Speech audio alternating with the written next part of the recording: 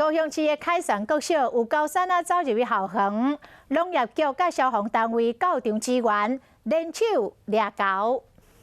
中间的缝那里有没有？边挂到楼尾顶基房的山猴，农业局的人员准备要用吹箭。今仔日山猴电流归去，将转头的电拢禁起来。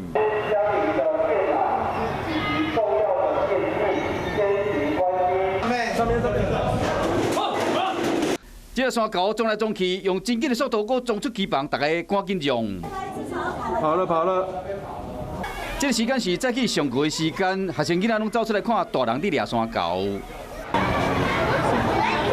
早起7点外，高雄市凯旋国小的学生囡仔发现讲有一只山猴出现伫学校内面，经过通报了农业局甲消防局人员，赶紧赶来要掠山猴，发现讲学生有危险，先赶去楼尾顶接个掠。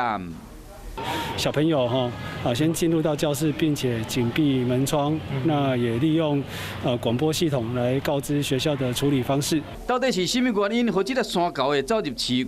爱过进一步的了解。山猴入去学校，和真个学生囡仔看闹热，看甲真欢喜。